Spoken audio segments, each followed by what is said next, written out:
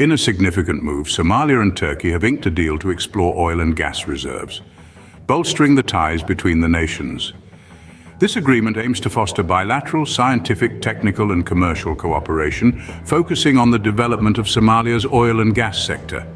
Turkey is set to venture into both onshore and offshore exploration, as well as the appraisal, development and production of petroleum. This comprehensive plan also includes distribution and potentially the refinery sale of petroleum.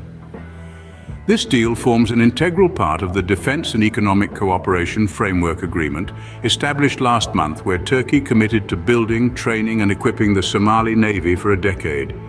A subsequent agreement will detail the production sharing agreement and the timeline for the deal. This collaboration not only aims to harness Somalia's resources for its people, but also to fortify Turkey's presence in the Horn of Africa. Since 2011, Turkey has been a significant ally to Somalia, extending humanitarian aid and budgetary support, even establishing a military facility to train Somali security forces. This agreement further strengthens the bond between the nations, marking a new chapter in their cooperation.